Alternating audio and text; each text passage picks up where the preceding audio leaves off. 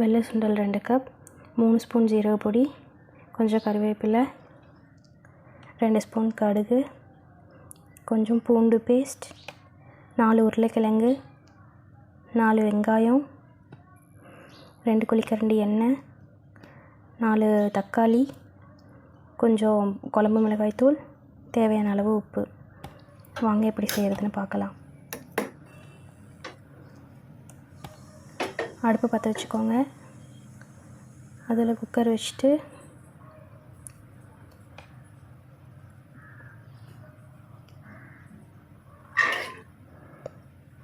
எடுத்து வச்சுருக்க 2 கப் சுண்டல் போட்டுக்கலாம். நைட்டே ஊற வச்சு வச்சுருக்கேன். ஸோ நீங்களும் ஓவர் நைட் ஊற வச்சு அதை எடுத்துக்கோங்க.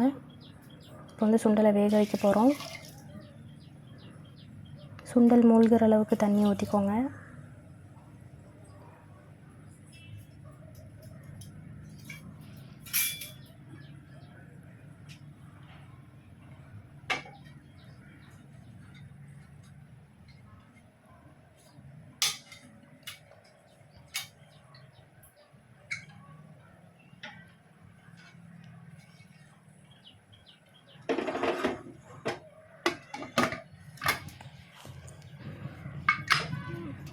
அடுப்பு குக்கரை மூடி வேக வச்சிடலாம். ஒரு 4-5 விசில் விட்டால் போதும். உங்களுக்கு வந்து அந்த சுண்டல் வந்து ஃபுல்லாக நல்லா வேகிற அளவுக்கு நீங்கள் விசில் விடணுமோ கொஞ்சம் குழையிற மாதிரி வேக வச்சு எடுத்துக்கோங்க, கெட்டியாக இல்லாமல்.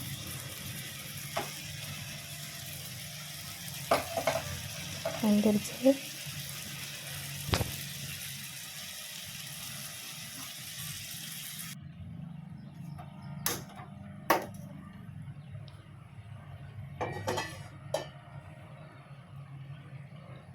இப்போது சன்னா மசாலா செய்கிறக்கு ஒரு பாத்திரத்தை வச்சுட்டு அதில் எடுத்து வச்சுருக்க 2 கரண்டி எண்ணெயை வந்து விட்டுடலாம்.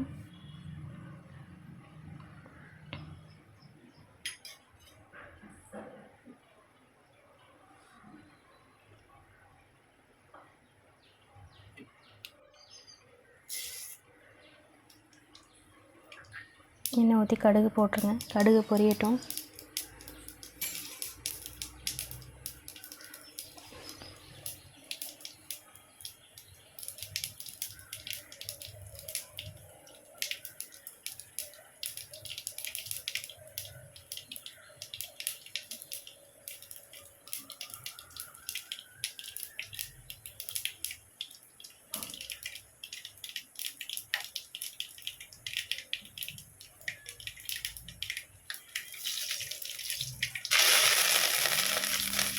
கடுகு பொரிஞ்சிடுச்சு. இப்போ கருவேப்பிலை போட்டுடலாம்.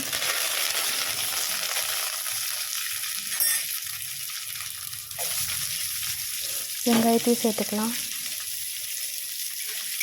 நான் பெரிய வெங்காயம், அந்த குட்டி குட்டி பல்லேரி வெங்காயம் இருக்குது இல்லையா, அதில் வந்துட்டு ஒரு 4-5 வெங்காயத்துக்கிட்ட வந்துட்டு நான் வெட்டி வச்சுருக்கேன்.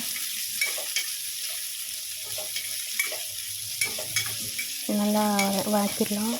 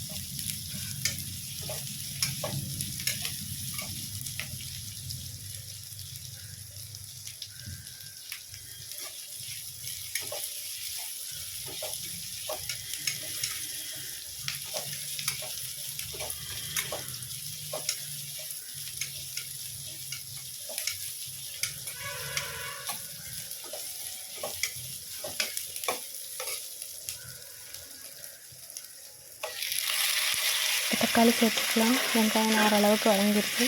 தக்காளியே சேர்த்து நல்லா வதக்கிடலாம்.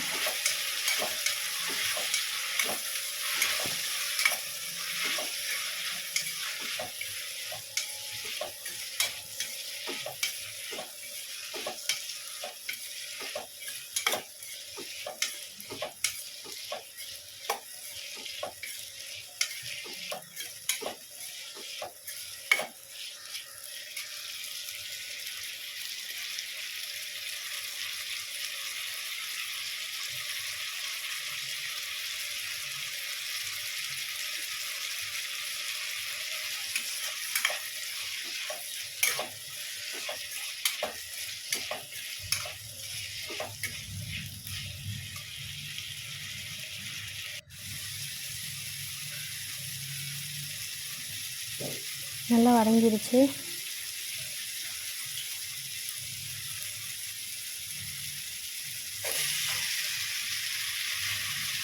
இப்போ வந்து உருளைக்கிழங்கு சேர்த்துக்கலாம். இது வந்துட்டு ஒரு 4 சின்ன சைஸ் உருளைக்கிழங்கு எடுத்து நல்லா கட் பண்ணி வச்சுருக்கேன் க்யூபாக. தோல் சீவிட்டு கட் பண்ணிக்கோங்க.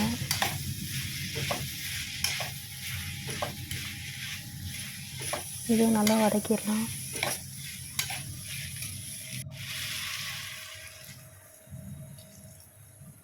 நல்லா உருளைக்கிழங்கு வேகிற அளவுக்கு கொஞ்சமாக தண்ணி சேர்த்து கொஞ்ச நேரம் மூடி வச்சுருங்க.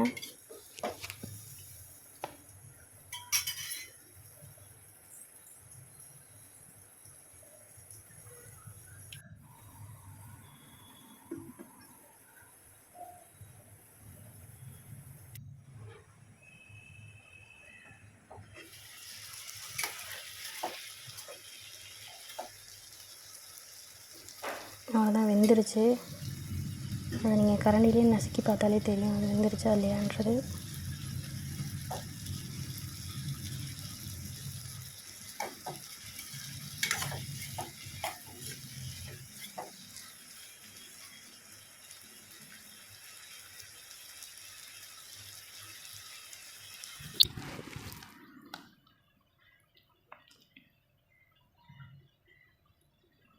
இப்போ நம்ம வேக வச்சு வச்சுருக்க சுண்டலை சேர்த்துக்கலாம்.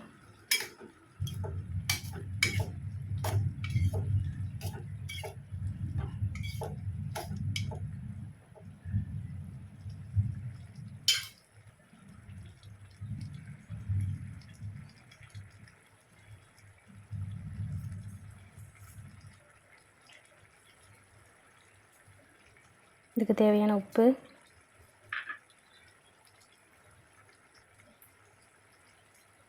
அதுக்கப்புறம் குழம்பு மிளகாய்த்தூள்,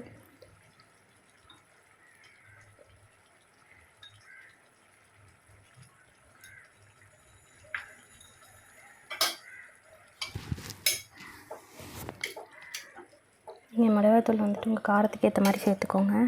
நான் 5 ஸ்பூன் போட்டிருக்கேன்.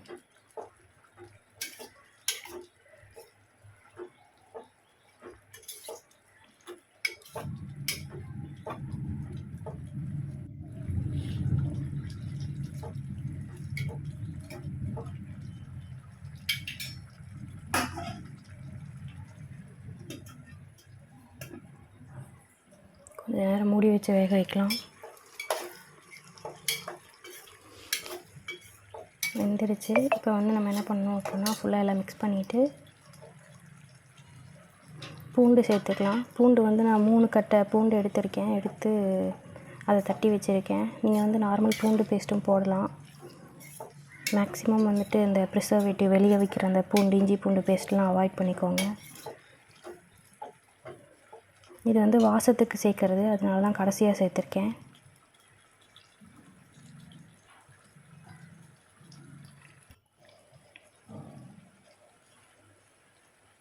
சீரகப்பொடி சேர்த்துக்கலாம். சீரகப்பொடி வந்துட்டு சீரகத்தை வறுத்து நீங்கள் அரைச்சிக்கோங்க, பச்சையாக அரைக்க வேண்டாம். அப்போ தான் நல்லாயிருக்கும். அவ்வளோதான், நம்ம சுவையான சன்னா மசாலா ரெடி ஆயிடுச்சு. ஒரு 2 நிமிஷம் வந்து எடுத்துட்டால் போதும். தேங்க்யூ.